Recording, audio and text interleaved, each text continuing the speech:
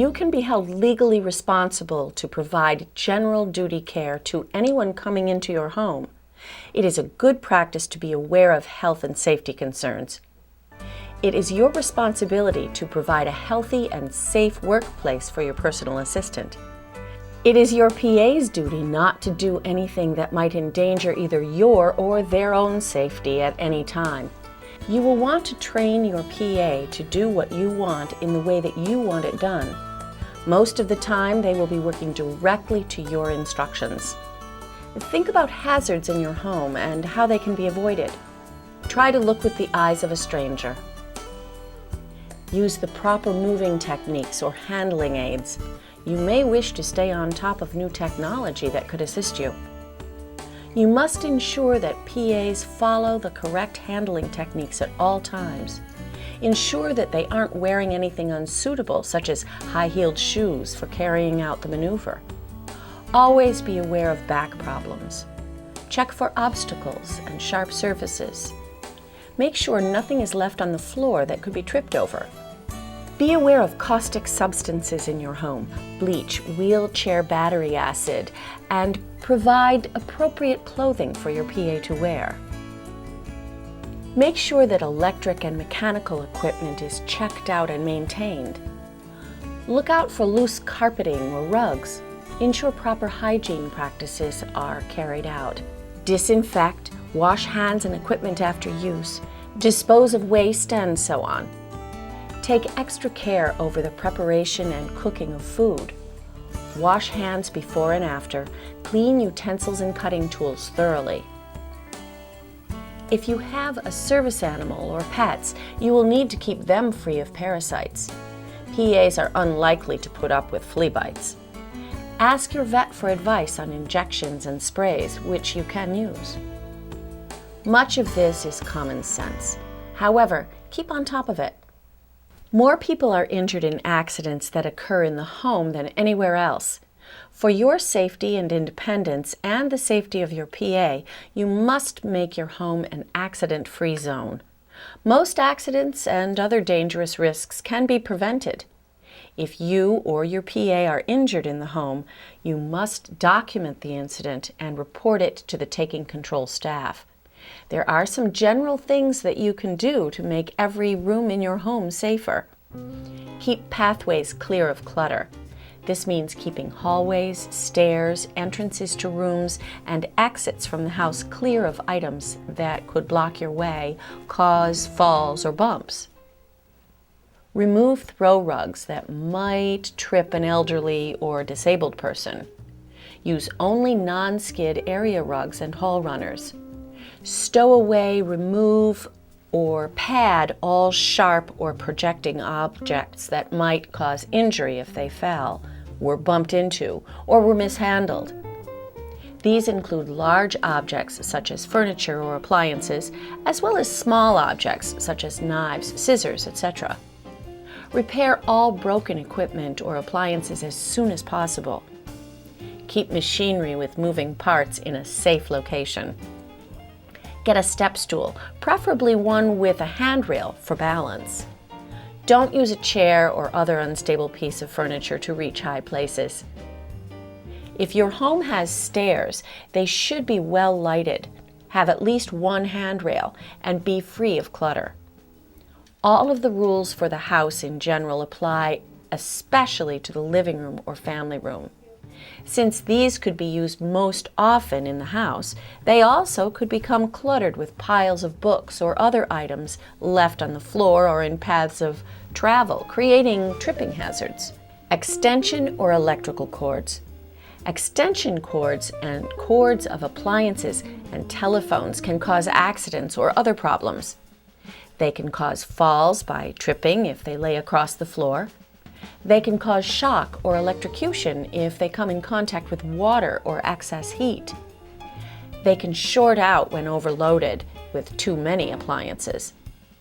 Place appliances or other electrical equipment close to the outlet, when possible, to avoid the use of extension cords. Lighting. Make sure that lighting is adequate for each task and for walking safely, especially in hallways and stairs, for preparing food, especially when chopping or slicing with knives, a slicer, or when using power tools. Open blinds. Use maximum watt bulbs that are safe for your fixtures. Install additional light fixtures in areas where you need more light for a specific job. Install night lights that plug into any outlet. Arrange furniture so that it does not block any path of travel for walking or wheelchair travel patterns. This will also aid in fire safety. Fire safety. Household fires can be avoided with simple precautions. Check that there are smoke detectors installed and that they work. There are sources for free smoke detectors in many cities and counties. Never smoke in bed. Keep flammable products away from heat and open flames such as furnaces, water heaters, space heaters, range cooktops, and burning candles. Have your furnace and water heater checked annually. Your local gas or electric company may provide a checkup service or turn on pilot lights for you. They also may check to see if the equipment is burning properly or is properly vented to avoid carbon monoxide poisoning. If there are children in the household, do not leave matches lying around or let children unattended around fireplaces, candles, or other open flames. If you have a fireplace, keep the fire screen closed when you have a fire burning, and have the chimney cleaned and checked periodically by a professional. Be sure lighted candles are not left unattended or near curtains or other substances that could ignite and cause a fire. In case of fire, have an escape plan in case of fire or disaster. Hold practice escape drills. Have a designated meeting place outside the home to be sure all have escaped. Household products and medications. Seemingly innocent everyday products used in the home can be hazardous. The following suggestions will help keep you, your family, and your PA safe. Keep household chemicals such as cleaning products, toilet and drain cleaners, soaps, bleaches, cleansers, and lubricants out of the reach of children and away from pets. Any product that contains harmful chemicals such as bleach, disinfectants, toilet cleaners, or produces noxious fumes should be capped tightly and put away immediately after each use. Never pour toxic products into another container. It is better to buy 2 small products rather than have unmarked containers that could be dangerous. Always use products that give off fumes in well-ventilated areas. For example, paints, paint thinners, ammonia, bleaches, petroleum products, and some glues. Store all household products away from heat or open flames, such as furnaces or water heaters. Be sure they are tightly sealed. If you must keep gasoline on the premises, be sure the cap on the container is tightly sealed and is stored as far away as possible from the heat or open flames. If you store volatile or noxious chemical products in a garage or outside of your home, be sure they are in their original containers, tightly capped and away from heat or open flames. Learn all you can about alternatives to toxic cleaning products and use them. Some more common ones are white vinegar, salt, baking soda, and toothpaste. Medications. Discard all outdated medications, prescription and over-the-counter. Discard all medications that have developed a strong smell, have changed colors, or are crumbling. Keep all medications out of reach of children and away from pets. Keep track of your medications. Some medications with narcotic or mood-altering properties may be tempting to your PA, friends, and families. Let people know you are keeping track of the medications. Now that your home is set up to be a safe space, you need to plan for your personal safety. Some of your safety has to do with common sense precautions, and some has to do with maintaining safe and properly fitting equipment. If you use a wheelchair, be sure it fits you properly. Maintain it in good condition. Keep your battery charged, if your chair is electric. Get seat cushions or other products or adjustments to maintain your body in good health. If you use a cane or walker, be sure they are adjusted to appropriate heights for you. Other household equipment can be adjusted to assist you. For example, a toilet seat can be raised if necessary. If you use lifts of any kind, either to move you from bed to bath or wheelchair, or one to lift your wheelchair into a van, be sure the lifts are checked, repaired, and maintained regularly. Train your personal assistants in how to properly transfer you from bed to chairs and in the bathroom. Train them for your safety so you will not be dropped, and train the PA so that the PA will not be injured in moving you. Investigate aids that are on the market to assist you. For example, there are assistive devices that can help you feed yourself, make you more comfortable, or make other functions easier. Finally, when a PA leaves the job, be sure to get back all the keys that you may have given him.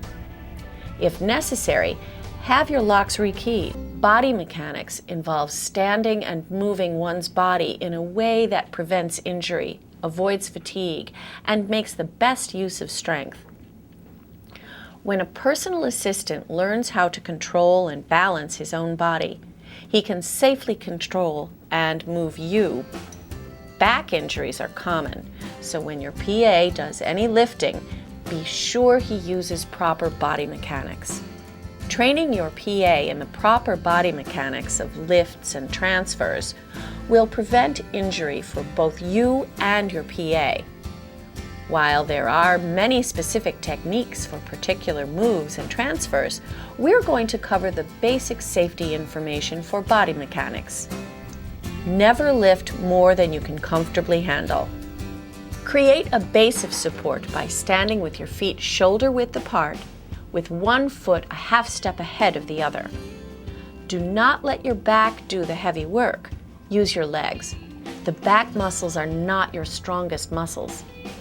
Never let your PA lift from a bent over position. Always suggest bending at the knees. To prevent injuries to your PA, make sure he or she gets plenty of rest and uses common sense, good body mechanics, and maintains a physical fitness. You might suggest that your PA seek participation in training to provide this type of care, so that he or she reduces the risk of injury to him or herself or to you. Training will correct any mistakes and can take into account special problems. To determine the best procedure to use, you should also consider your physical condition and the furniture and room arrangements in the home. The following advice applies to transfers and lifts in general and is aimed at giving your PA pointers on how to approach transfers and lifts. Step 1. Tell the person what you are going to do. Before starting a move, count with the person. 1, 2, 3. With one hand steady the chair and the other hand kind of guide me toward the bed. All right? Ready?